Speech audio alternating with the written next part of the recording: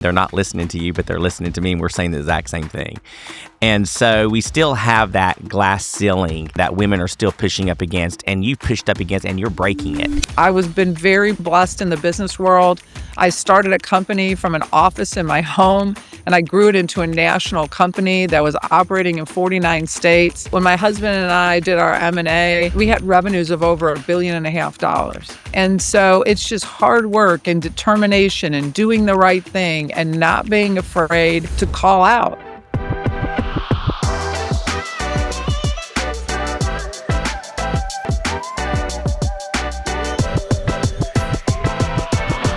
Hi, welcome to another episode of the Leadership Lab with Asbel Montes.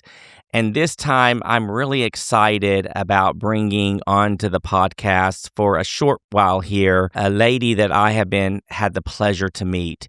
Many of you know that have been watching the podcast. I've had Henry Lewis, who is the executive or the CEO for the South Carolina EMS Association.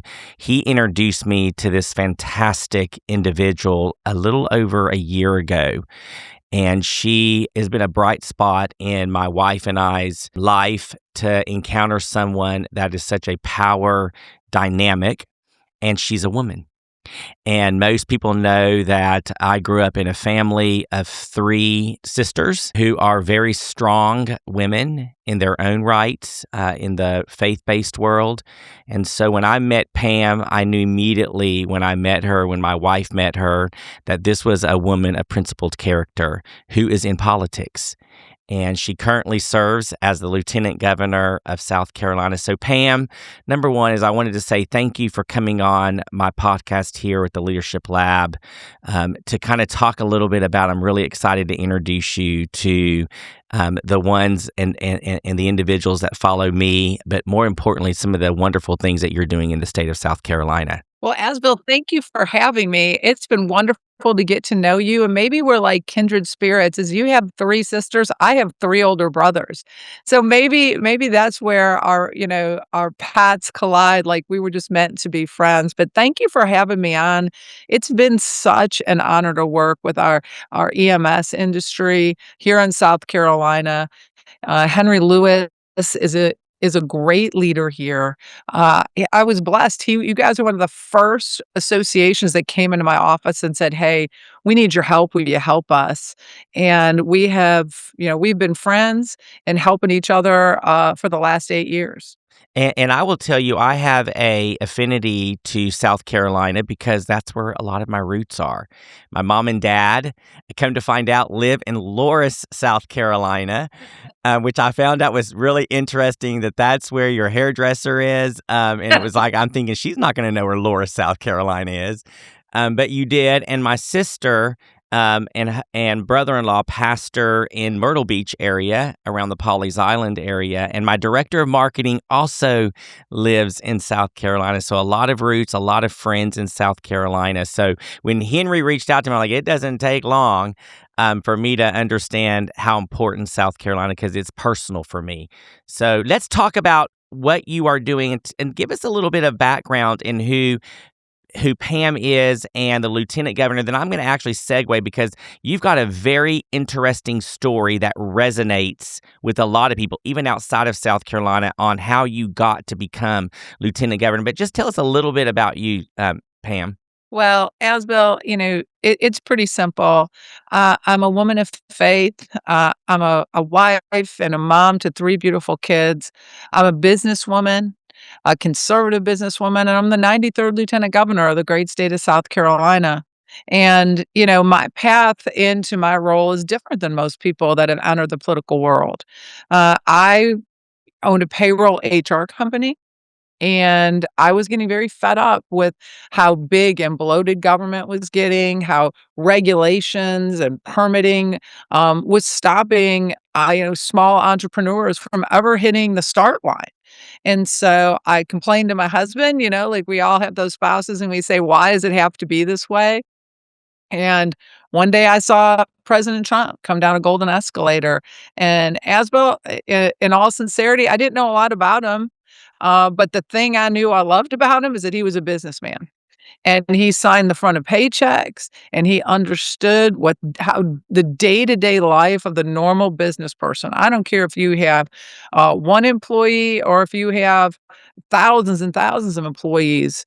Government has got to shrink. We have got to make it easier to do business. Time is money and time kills deals. And we know that as business people. And I wanted more business people in office and less career politicians. And so the governor and I became friends because the governor was the first elected official to endorse President Trump. And he called me one day. I'm the first lieutenant governor here in South Carolina that was ever elected with a governor. And he said, I want somebody who has signed the front of paychecks. I want somebody that has a fresh set of eyes that can look at what we're doing here in South Carolina and say, this is really good, or wow, this really needs to change. And that's how I entered into the political arena that I'm in now. And I have taken all the lessons I've learned in business and brought it to my role, and have really loved every minute of it. Asbel, my husband thought for sure 6 months in that I would be like, I'm coming back. Government moves too slow. But he would tell you that 4 months in, I loved serving so much. He knew I was never coming back. Well, I love the tenacity about your story, but you never had any experience in politics before until this moment. That's what is very intriguing to me about your story, because many people, before they even move into the position that you're in now, and we'll talk about this later, but now you're running for governor, and there's a lot of us hoping. I know my family, a lot of my friends and colleagues in South Carolina are supportive of you and what you're doing because of your story. So I want to tell a little bit about that. I'm a storytelling guy, as I know you are. You can't be in politics and not be storytelling, but that's not your background. This is your first foray into politics. Give us a little bit of a glimpse into that, because what I want your story to encourage others who look at, they're disgruntled with what's going on in politics right now, but we need more people like you saying, I am going to get into government as well. Tell us a little bit about that story. Take us on that journey, Pam. So when the governor again, asked me to run as his lieutenant governor, you're right. I never served in any other capacity in government. I wasn't even my high school class president, Asbel, but I have a servant's heart. And I think that's where it all begins. If you do have some God-given talents, I was been very blessed in the business world. I started a company from an office in my home, and I grew it into a national company that was operating in 49 states. When my husband and I did our M&A, we had revenues of over $1.5 billion. And so it's just hard work and determination and doing the right thing and not being afraid to call out what you don't think is right. And that is what has inspired me. A lot of times people ask me, like, what was the most shocking thing you saw when you went from the private sector into government? And Asbel, what I'll tell you, it's the lack of technology. President Trump kind of brought this to the forefront when he came up with Doge. And, we need to do the same thing here in South Carolina. We should be doing the same thing in every state. We should be doing it at the local level. I'm an accountant by trade. It's leaning on technology to make sure we don't have any waste, fraud, or abuse happening. And, I can tell you as a business person, every year I look to tighten up my systems. I look to make sure I had the best technology. Government we're beholding to our constituents, to the taxpayers, to make sure that we're doing everything we can to spend their money wisely. And so we've seen it, other states that have really leaned on technology, they're seeing huge savings, over $1 billion in savings by using technology and not pushing paper and actually working efficiently. And so, I have just loved being able to take what I've learned in the private sector and bring it into government. And as well, I'm running for governor because I believe that the governor and I have had amazing successes. We have turned South Carolina into a conservative success story during our time in office. And there's so much more yet to do. And so I threw my hat in the ring in July of 25 to be the 118th governor of the great state of South Carolina.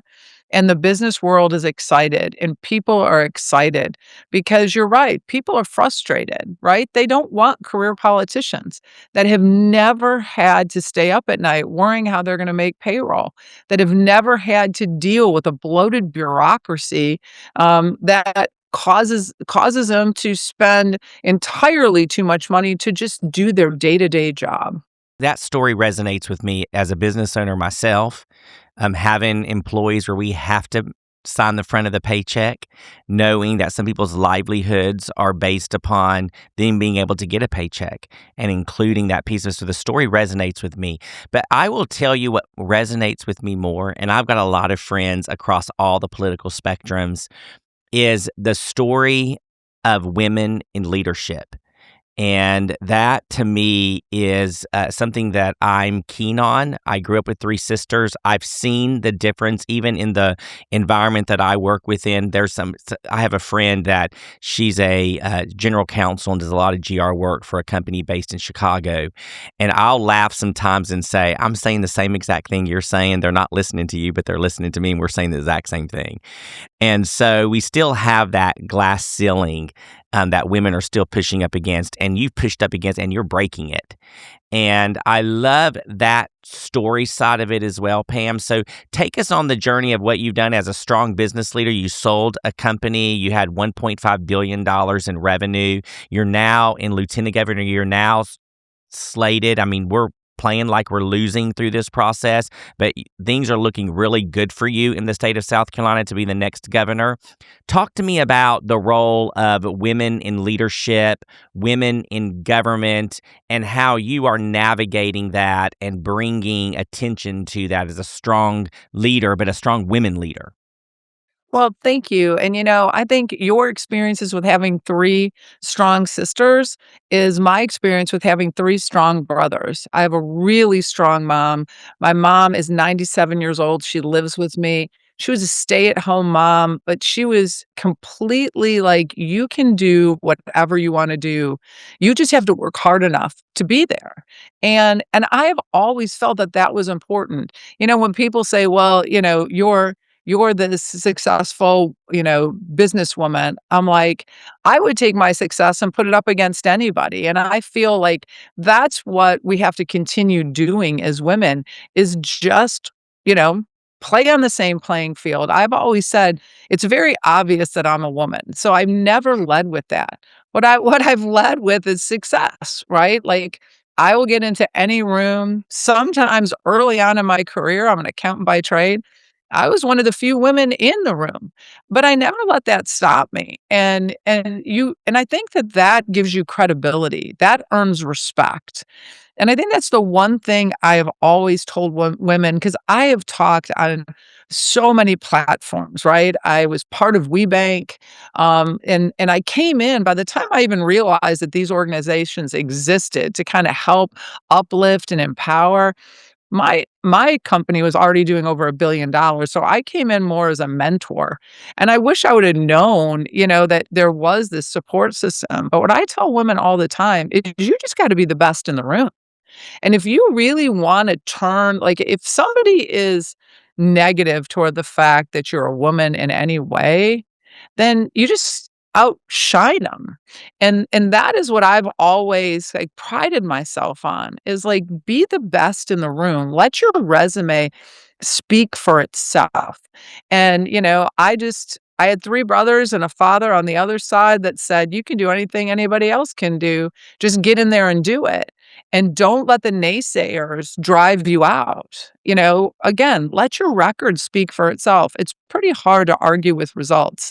And so I've been blessed to have a strong woman in my life. I've been blessed to have strong men in my life. And when people say, politics is a dirty business, I said, man, grow up with 3 older brothers. It takes a lot to scare me. I love it. You know what you're saying right here is, and this is what we've been saying consistently, is speak to the builders and not the critics. And that's what you've done. You're speaking to builders. You're always going to have critics. I ignore the critics and I speak to the builders because it puts you in different rooms, and that's what we're seeing play out with you. And that's why it's almost like everything you touch is turning to gold. And it's amazing to watch what you're doing. I want to pivot just a bit here because we talked about this at the very beginning with what's really happened. Your help with the first responder community, the EMS community has been amazing. What you are doing in the state of South Carolina, and I know as the governor, it's really highlighting some of the things that are beginning to happen in rural health transformation. We've talked a lot about data, doctors, and leadership. That is the mantra at our user summit that's happening here in Laguna Beach on the West Coast. Generally, we do it on the East and the West Coast. We always pick Charleston on the East Coast because we love Charleston. That's where I met you for the first time. But now I got to go to the West Coast. But our talk is data, doctors, and leadership. And you just talked about the importance of technology and data. And healthcare is starting to really look at what the data is telling us, and that there should be a much more physician-led approach. We're seeing some yeoman's work. We're all paying attention right now to South Carolina and their rural health transformation. It's involving EMS. But tell us a little bit about what your vision is around that data, the technology. You gave us a little glimpse about South Carolina, what you're trying to do there, get the systems to talk, but the physician community, healthcare, how it's going to transform and help the rural parts of South Carolina get the access that they deserve. And then more importantly, it's going to take leadership like you're showing. And I'm just ecstatic to have you on here talking about that because you are an example of what's happening in politics right now where there is true leadership. Because in some areas of politics, we're not seeing what we're seeing coming out of South Carolina. This episode is sponsored by Solutions Group Services, healthcare leaders' go-to source for maximizing reimbursement and inspiring innovation. At Solutions Group Services, our technology and consulting expertise help organizations recover millions in hidden revenue without disrupting their workflow. Through our flagship AI-powered tech product, Black Ink, we reveal the dollars stuck in insurance claims and give you the map to get them back. Because for healthcare leaders, they know leaving money on the table isn't an option for their organization. Learn more at solutionsgroup.com and discoverblackink.com. Well, Asbel, thank you. That is very kind, all those things to say. And you're right. South Carolina, we have a lot of rural areas, and EMS has been amazing. Because EMS is one of the few organizations that touch every part of South Carolina, from our urban cities to our rural areas. And so being able to lock in on your data and utilize the amazing resources and the relationships that you have in every area. President Trump has really put a big emphasis on rural health care. In his One Big Beautiful Bill, he has basically said to states, the federal government is going to give you money to tackle this problem, but we want to see big, bold ideas. And that's what I love about this president. He doesn't want to do the same old, and he doesn't want to kick the can down the road. And leadership matters.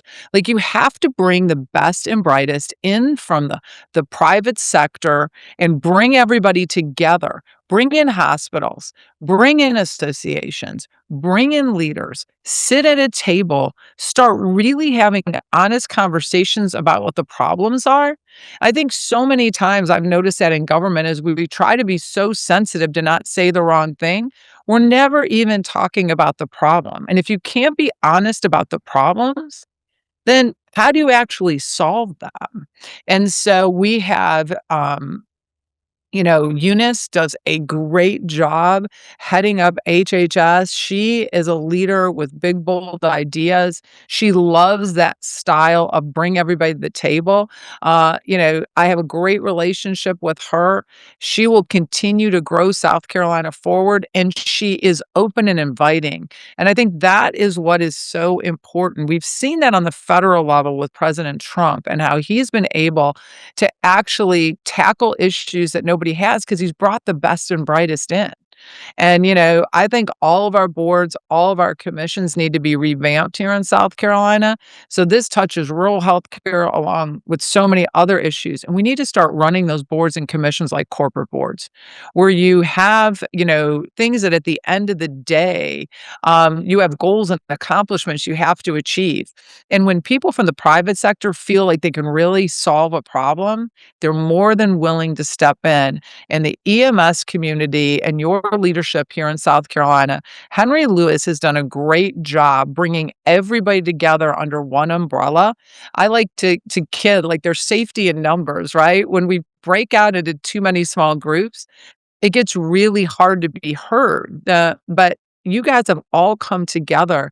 And, in an Evid administration, I want EMS at the table to tell us their problems and our challenges. Because it was very scary to me when I first met Henry and heard like about how many, EMS providers were closing their doors because we hadn't made changes to the payment structure. We weren't coming to them. We weren't, and people are still amazed. Like, I love to champion you guys. And most people have no idea that when an ambulance is dispatched to somebody's home, if that person doesn't go to the hospital, if they say, no, okay, I feel better, you've made me feel better that I'm not having a heart attack or I'm not having a stroke, that provider doesn't get paid at all. And so when you say that to people, like they get this look of confusion. Well, how can they afford this? And my answer is, you're right. We have got to get ourselves into this new era that we're in.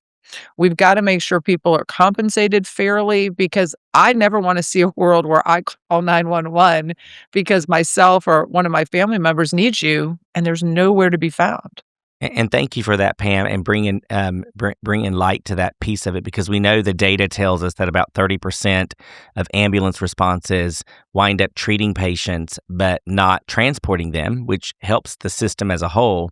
But ambulance providers do not even get paid an assessment. I think that's been kind of an epiphany to even the Medicare Payment Advisory Commission that's been talking about some of the data that they're seeing. That was an aha moment to several of the doctors on the commission about, what do you mean you're assessing patients and not getting paid for it?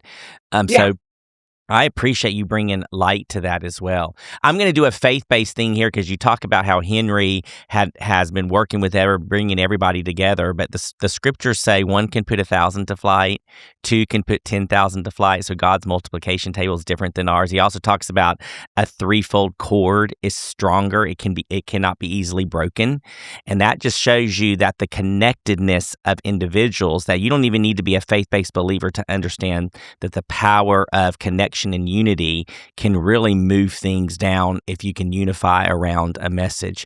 And thank you for acknowledging that, Pam. It's noted. Well, I always fall on that old adage, like if you want to go fast, go alone, but if you want to go far, go with everyone, bring everyone together. And that's my vision for South Carolina, is how do we all work together? I think so many times people get angry because they feel they don't have a voice. And, it's I'm not unrealistic. You can't ask 5.4 million people their opinion and try to carve it. But I think there's a lot of places you can. And we really do have to listen to the people that put us in office, because I say it all the time. I work for them, and there may be times that, they want us to do something and we're not quite sure that it falls in our wheelhouse. And I always go back to that. Like, I put my hand on a Bible and I say that I'm going to represent the people of South Carolina. And I take that very seriously. And I think sometimes when people have been, you have career politicians who've been in office so long, they forget who they work for. And I always remind myself every day that I'm blessed to be here. I'm blessed that God has given me this, this amazing job, and with that comes responsibility. And it's to make sure that I'm always boots on the ground listening to people. And that's why, like, after I announced I was running for governor, I made a promise to the people of South Carolina that I would hit all 46 counties by the end of the year. So from July through December, and I've been to all 46 counties in my official role, but to sit down with the express purpose of a town hall meeting or a meet and greet, to just get people in a room and say, "Hey, tell me your hopes, dreams for your area of the state," and to listen to them. You know, South Carolina is a very red conservative state. We have pockets in our rural communities that we would think are blue.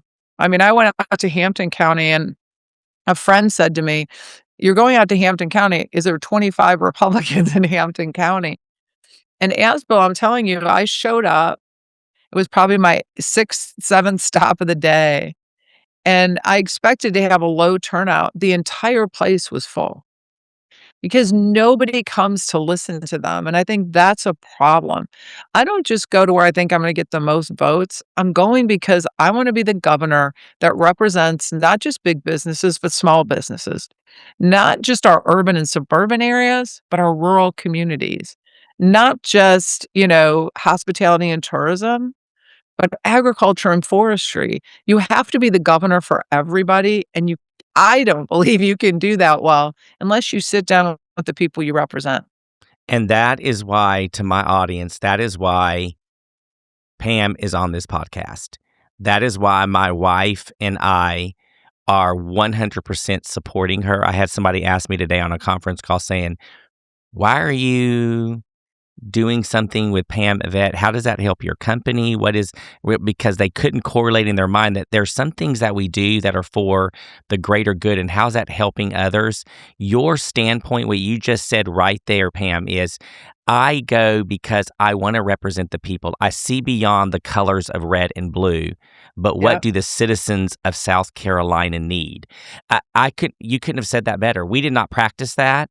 That was amazing because that there to me is what this is all about. This is what I see the good in politics. I've had people on my podcast that some people didn't agree with. Here's my stand. It doesn't matter where that right there we can all agree with as American citizens and citizens of South Carolina, which I wish I was, but I have family members that are not. I'm going to do something really quick as we wind this down. And there's one last thing that I want to do as well, because as you run for governor, and because South Carolina is such home to me because of my parents. But tell us something that the citizens of South Carolina may not know about you, Pam. Something fun that they may not know about you. Well, most people find it shocking that I hunt. And so I got my very first turkey this year. This is the 3rd year I've gone out during turkey season. I got my first turkey on opening day. I have a daughter, I have 2 sons. We all golf together, we skeet shoot together.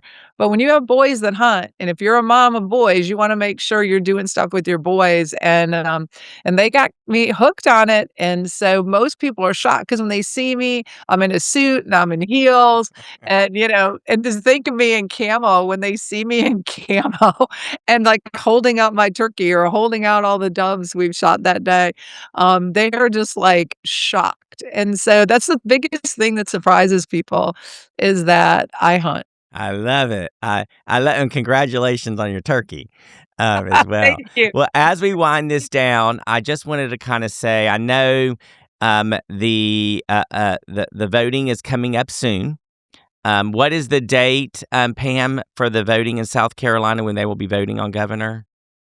So, Asville, June 9th is the primary date, and, I tell people all the time, South Carolina is a strong conservative state. Less than 13% of South Carolinians come out in the primary, especially in these midterm years. So we really need to get out. My dad used to say, "You get the government you vote for," and anything can happen when only 13% come out during the primary.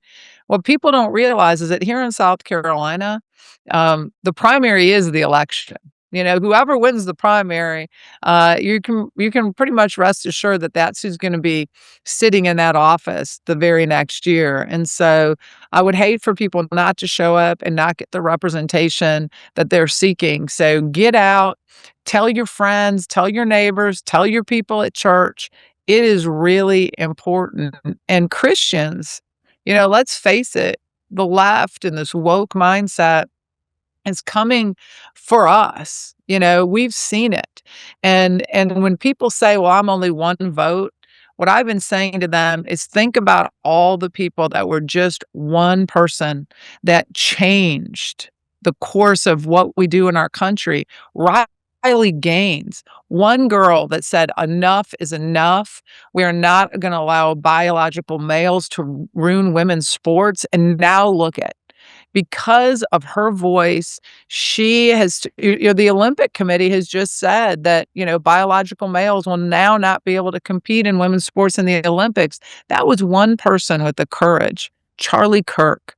One man that said, listen, we are not getting, the other side of this woke argument. And he went out and took his message as pure as you could do it, sat on college campuses and said, come and debate me. Like, I want to hear what you have to say, but I want you to hear what I have to say. And look at the movement he started. Last week on Friday, I welcomed Club America to South Carolina, the governor and I saying we fully stand behind, encourage the kids want to, put a chapter together for Club America turning point, because it was Charlie Kirk's dream to have like this constitutional club in high schools around our country. We welcome them here. Charlie Kirk, Riley Gaines, be the next person who makes the change you're searching for. Well, there you heard it directly from Pam. And where she stands. And even if you've heard something that you don't agree with, remember, go back. How can they learn more about you? PamEvette.com. Is that right, Pam? Yes, go to PamelaEvette.com. You're making me say it. People say my name two different ways, Asbel. It's PamelaEvette.com. Go on. You can find out about me. You can see some beautiful pictures of my family, what I stand for. Sign up for my newsletter. We do a weekly newsletter of where I've been and where I'm going. Stop out and see me when I'm on the trail. I want to shake your hand and ask you for your vote in person. And if you don't already know this, and to all my friends and colleagues that are in South Carolina, live in South Carolina, and you're voting members of South Carolina, vote in the primary. Stephanie and I, we 100% endorse Pamela Evette. Even though I say her name the way I want to say her name, I'm not saying it right, I know. Evidence correct. You said it right. Did I say it right this time? All right. Yes. She is the one for South Carolina, and I cannot wait to shake your hand when you are the next governor of South Carolina, Pam. Just so impressed by your story and what you're doing in South Carolina. Asbel, thank you so much. It's been great to be on here and see you. And it's not just shake my hand. You're going to be front and center at the inaugural. Let's just put it that way. There we go. Have a good one, Pam, and hopefully that pollen washes out soon for you. I hope so. It comes quick, it goes quick. But come on back down to South Carolina. The weather is getting really great, and we have the best beaches anywhere. Perfect. Thanks for joining me. Thanks, Asbel.